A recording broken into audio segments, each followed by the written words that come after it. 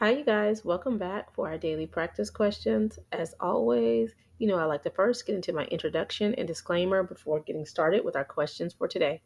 So, for those of you who are familiar with me, hey y'all. For those of you who are new here, welcome, welcome, welcome. I am Dr. Brittany Weinstock. I am a family nurse practitioner, and I am the founder and CEO of the Nursing Studio. I provide resources, tools, review courses, review videos, review books, Q banks, one on one sessions, and more to assist nurses as well as nurse practitioners with success on their boards as well as in practice. I've been doing this since 2015, assisting nurses and nurse practitioners internationally with exam success. Now, y'all know I always like to go over my disclaimer and reminder that we know there's no absolutes in medicine.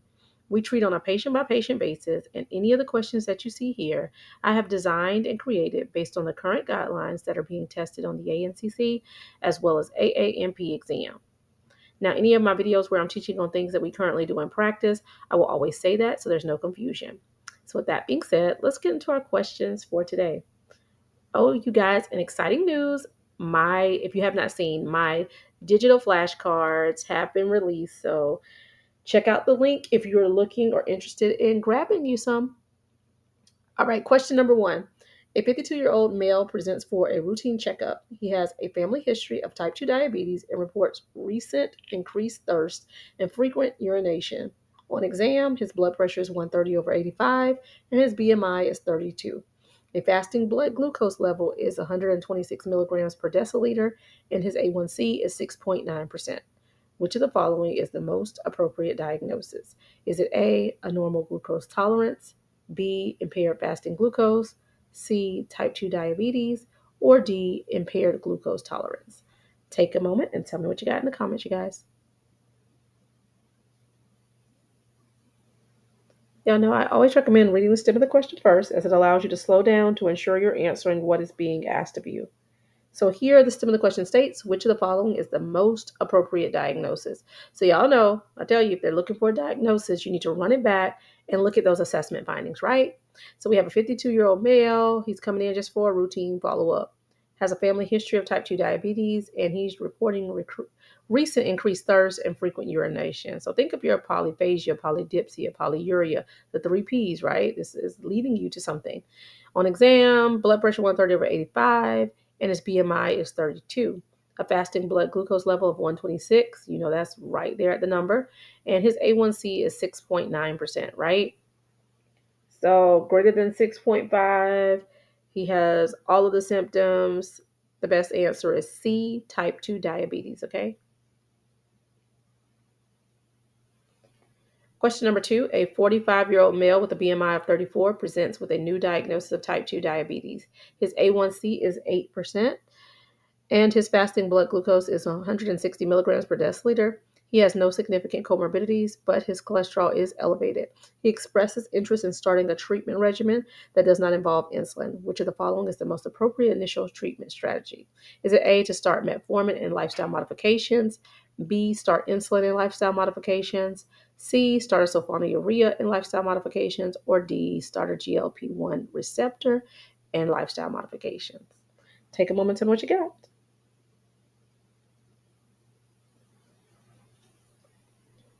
All right, so similar question here states, which of the following is the most appropriate initial treatment strategy? All right, so here, big things about STEMs. So one, I tell you if it's looking for a treatment, you need to run it back and see if they have provided you with a diagnosis. And if they have not, you need to run it back a step further and look at the assessment findings so you can come up with a diagnosis, right? But also pay attention to those terms. It's telling you initial. So we're looking for first line treatment options, right? So the diagnosis has been provided. It lets us know that he has newly been diagnosed with type 2 diabetes. He doesn't have any other significant comorbidities other than hyperlipidemia, but the patient has expressed not wanting to start a treatment regimen that involves insulin. So a few things. New diabetics, we start first line therapy with metformin, right? That's our first line. And insulin is typically initiated with an A1C of 10 for boards purposes. Now, sometimes you'll hear and you'll see guidelines that say 9, right? But in the event of that, this A1C is 8. So we don't need insulin anyway, and that is the patient's concern. So the best answer here is A. You want to start metformin and lifestyle modifications, okay? All right. And question number three, a 45-year-old woman comes to your clinic for a routine checkup. She has a family history of diabetes and her BMI is 29. Her fasting blood glucose level is 105 milligrams per deciliter and her A1C is 5.9%. Which of the following is the most appropriate diagnosis? Is it A, normal glucose metabolism, B, prediabetes, C, type 2 diabetes, or D, hyperglycemia due to stress? Take a moment and tell me what you got.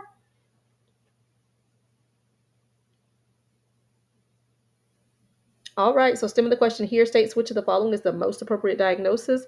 Again, they're asking for a diagnosis, so let's run it back and look at the assessment findings. So we have a 45-year-old female, right? So she's just in for a routine visit, family history of diabetes, her BMI is 29, and her blood glucose level is 105. So okay, that's fine. It's not perfect, but it's not above the range where we consider a diabetes diagnosis, and her A1C is 5.9%, right? So now you want to start to think of this. We know it's not completely normal, right? We know that we have pre-diabetes ranges and then an actual type 2 diabetes range, right? So a few things you want to look at. The fasting blood glucose is 105, right? So guidelines state that anything less than 100 is considered normal, and anywhere from 100 to 125 is considered like prediabetes. So that's already an indicator of potential prediabetes, right?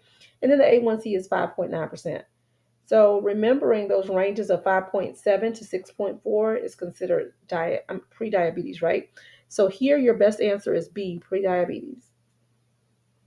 All right, you guys. I hope you found this helpful. As always, be sure to like, comment, subscribe, and share with whomever you may think may find this beneficial as well.